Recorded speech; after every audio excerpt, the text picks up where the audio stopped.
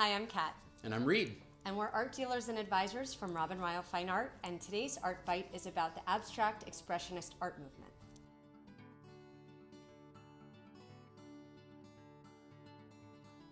Abstract Expressionism came about just after World War II.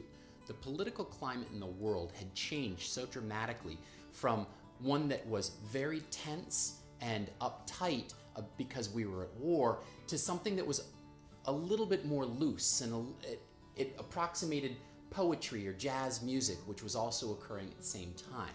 This was the two-dimensional, or in some cases three-dimensional representation of what jazz became to music. So Paris used to be the epicenter of the art world, but obviously it was ravaged after World War II. So the shift went across the ocean to the United States, and in the 1940s and 1950s, the Abstract Expressionists really became to blossom. It was an incredible art movement. It's quintessentially American, and it is so significant even today. Post-war, we were in a McCarthy era, and in the McCarthy era, everything was really, really tightly wound. And so artists needed to blossom away from what the communists described as their own personal thought process, and they needed to be more subconscious and dig down deeper in order to make America the forerunners in forward thinking. So it was actually very political why this entire art movement came about, but what's really interesting about it is it was just totally different in the way that art was made. It was considered in some respects by certain artists something called action painting, and it was more subconscious, stream of consciousness painting. So instead of sitting there and tediously working paintings or drafting artworks and working on still lifes or working on figurative works, what these artists were doing is they were just painting. This stemmed from the roots of Dadaism and Surrealism, where they took the Freudian methods of subconscious thought and plastered that onto their paint. All of this artwork had roots in the passion of the painter themselves, as opposed to relying on the viewer to see some narrative subject.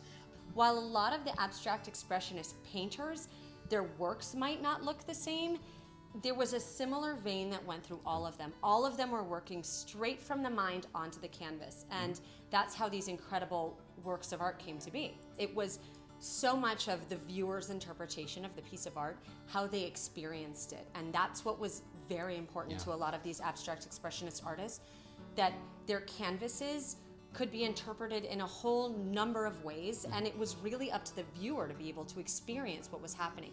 Several of the major forces in abstract expressionist movement were Jackson Pollock, Willem de Kooning, Franz Kline, and Mark Rothko, although there were many, many other artists that encompassed this movement. These are really the top four, so we kind of wanted to describe their works a little bit so that you could get a better idea of what this movement was really about. So I guess we'll start with Franz Kline. So Franz Kline is really best known for his black and white monochromatic paintings, but what's so fascinating about his work is that although it looks very stream of consciousness and almost haptic on the canvases, it wasn't at all. This was an artist that really did a lot of tedious studies. He did a ton of small works on newsprint, and he would do it over and over and over again until he committed these works to canvas. He would use really crude house paints sometimes, and it would just be layered. So while they look monochromatic, almost calligraphic, he hated that term, by the way. He never wanted his artwork being referred to as calligraphy, but a lot of people believe that that's what it looked like. There was a lot of depth and dimension to his work. Departing from the very deliberate works of Franz Kline, we go into Jackson Pollock. What he was really most known for was a kind of bird nest style of painting where he would unroll a giant canvas. He would work out of his studio, and he would use a lot of crude house paints in cans, and he would hold a paintbrush over the canvas and just do this layering, and the paint kind of found its way onto the canvas and just created these incredible images. And while they may look relatively simple in the way that they were executed, you have to remember that at the time nobody was doing this, and that's why it was such a significant amount of work and style of work that he was doing. Willem de Kooning was another one of the major forces in the abstract expressionist movement. He was also one of the only ones who kept some semblance of form within his paintings, oftentimes depicting women. this was not an artist that was satisfied with just doing an artwork one time. I mean, it could be as many as 200 times that he would rework the same canvas. So he would do a painting, he would scrape it off. A lot of his canvases ended up having holes in them for that reason. His work can be described as very primitive, but it was also very intentional. This wasn't someone that just slapped paint on a painting and called it done. He reworked these canvases many, many times before he was really happy with the finished result.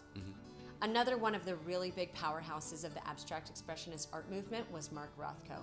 He made a very big departure from the other artists that we've talked about, from de Kooning's female figures to Pollock's bird nest to Franz Kline's monochromatic black and white works. Mark Rothko did giant paintings oftentimes where they would have maybe 2 to 3 to 4 blocks of color.